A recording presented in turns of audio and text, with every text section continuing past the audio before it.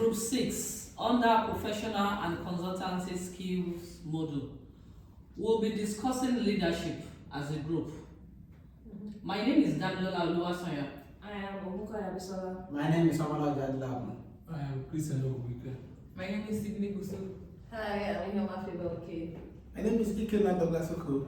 Yeah, thank you. We'll be discussing leadership and we'll place more emphasis on transformational leadership and transactional leadership. The two leadership is viewed under the emerging view. We have two views under this module. We have the early views, which is the trait approach, the behavioral approach, the styles approach. And we have also the emerging views, which relational approach comes under it, and in turn, which our main topic of the day, transformational and transactional leadership, comes under the relational approach.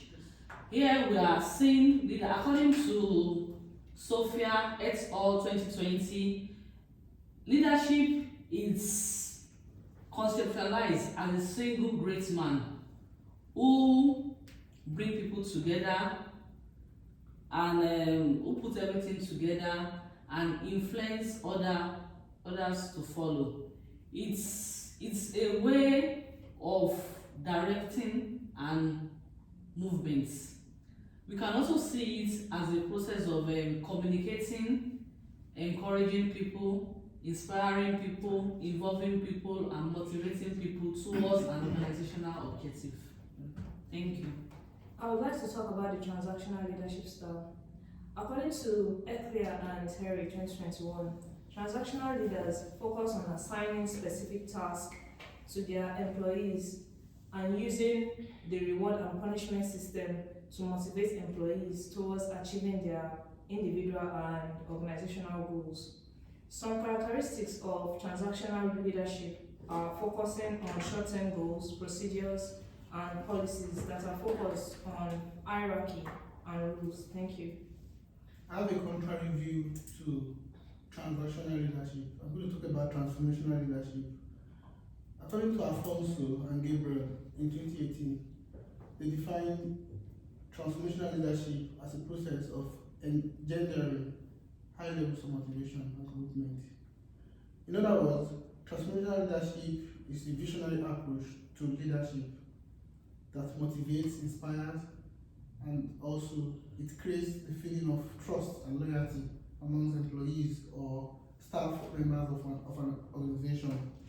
For example, Steve Jobs, under his leadership in Apple Inc., was able to motivate his staff, inspire them to create different brands, such as the Apple phone and the iPad as well.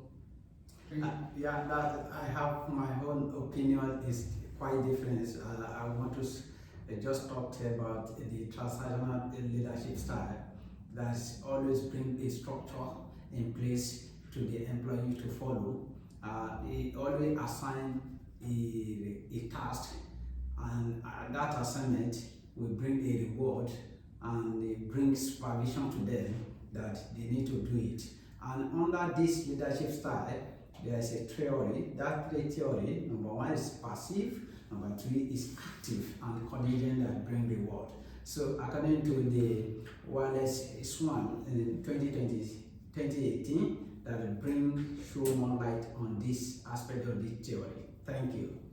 Unlike the transactional leadership, who allows people to do what they need to do and end up giving them reward for their work, the transformational leadership is not like that. According to Tony Bush 2018, he gave some characteristics of this transformational leadership, and I'll be stating two of them. One is they empower people to achieve their set goals in the organization, and they allow people to achieve their outcome, thereby getting personally involved in the day-to-day activities of members of staff. They enable them to align well with every goal of in the organization. Thank you. Yeah, I will be talking about the disadvantages of transactional leadership.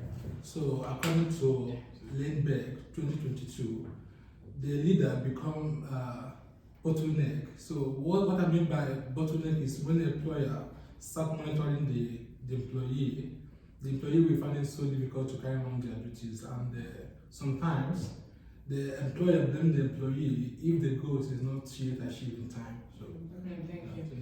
Brent et al. In 2018 also suggested that transformational leadership also comes with its cons, and one of it is dependency on the leader, whereby employees can lack critical thinking when the leader is absent, which poses a risk in achieving goals as far as our firm is concerned. Thank you. Yeah, thank you so much. From all our deliberations, I can deduce that transformational leadership is preferred. Yeah. Because it is a process whereby the leaders engage, yeah. then they influence others, they also pay attention to their needs, they raise their motivation, and they provide an ethical framework for decisions. And in so doing that, transformational leaders can create change within the people and also within the organization, because it aids personal growth and it also aids learning among staffs and amongst people generally. Thank you. Thank you.